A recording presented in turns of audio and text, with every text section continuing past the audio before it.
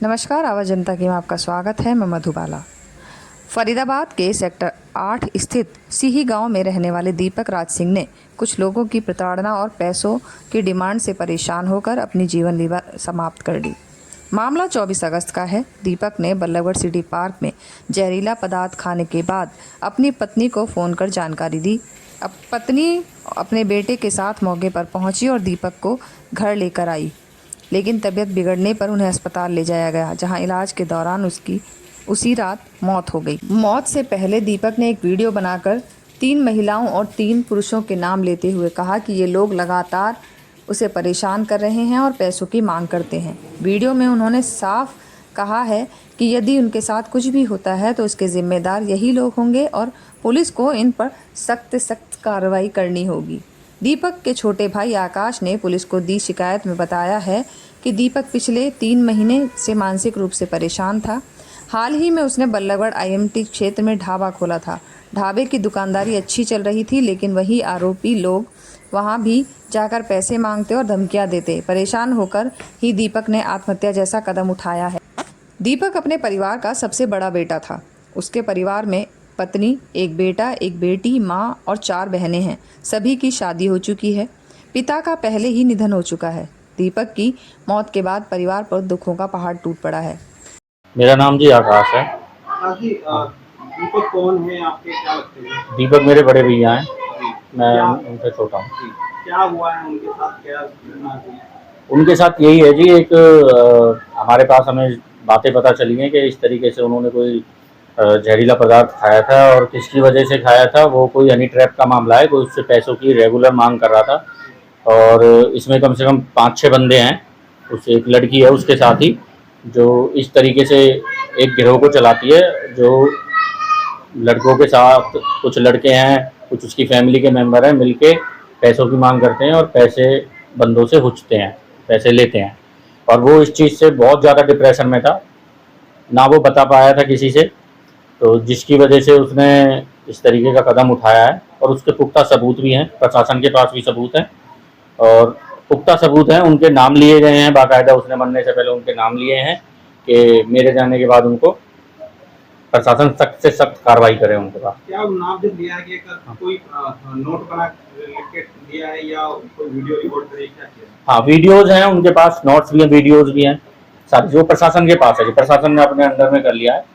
क्या किसी महिला का या किसी युवती का नाम सामने आया है? सारी चीजें हैं जी, नाम भी है, महिला का भी नाम है, पुरुष का भी नाम है, सारी चीजें हैं। फोन पे सारी चीजें बता के वो गया है, एक भी ऐसी चीज नहीं है कि सबूत नहीं है।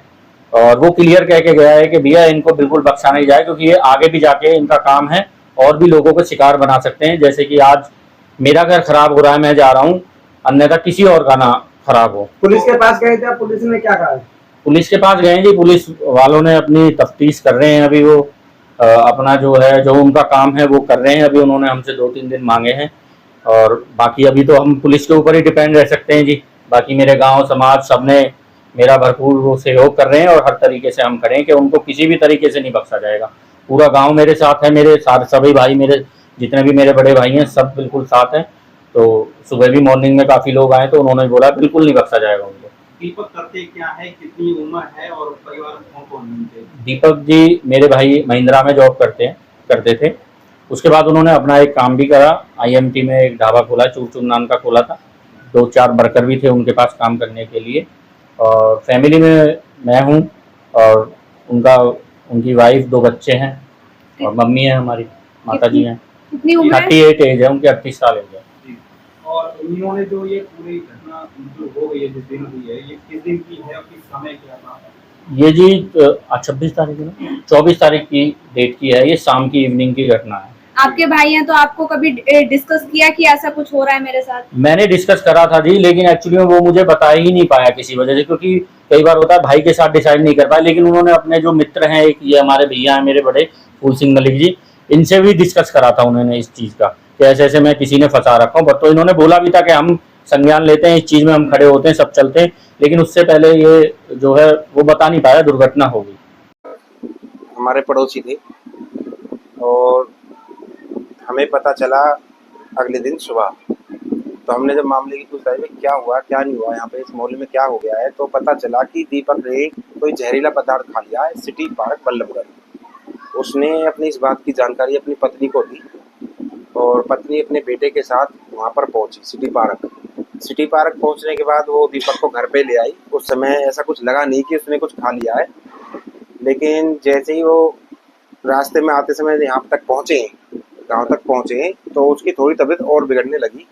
जब तबीयत बिगड़ने लगी तब उसके बाद उसे हॉस्पिटल अश्वनी में एडमिट कराया गया। अश्वनी हॉस्पिटल में एडमिट होने के बाद रात को 11:30 बजे पता चलता है, ये घटना तो थी 5:30 बजे के करीब शाम को, और 11:30 बजे तक पता चला कि दीपक अब नहीं रही।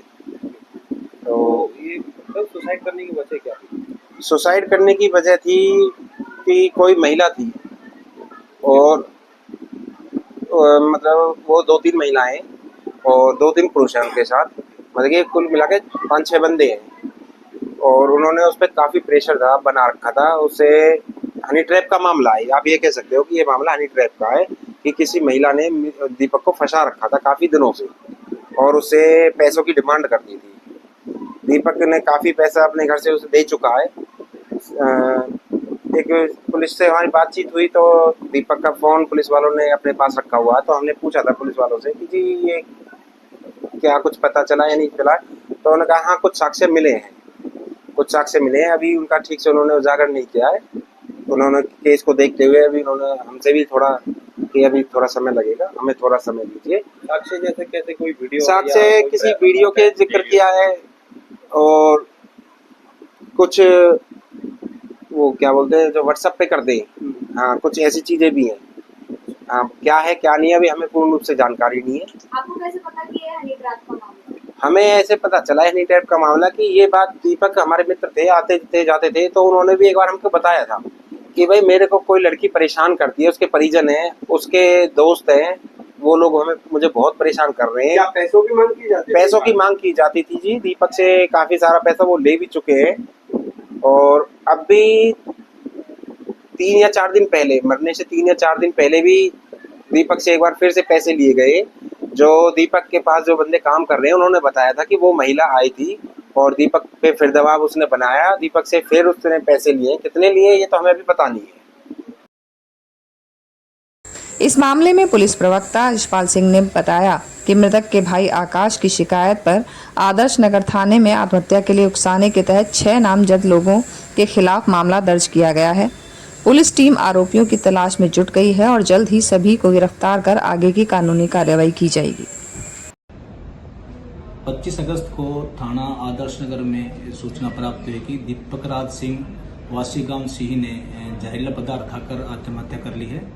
जो मामले के संबंध में दीपक के भाई आकाश की शिकायत पर 6 नामजद आरोपियों सहित थाना आदर्श नगर में अबॉर्डमेंट टू सुसाइड का मामला दर्ज कर लिया गया है। पुलिस द्वारा नाश का पोस्टमार्टम कराकर परिजनों के हवाले कर दी गई है और मामले में जांच आगे जारी। जुड़े रहिए आवाज जनता की के साथ। जल्द मिलेंगे नई खबर के साथ, तब तक के लिए नमस्कार।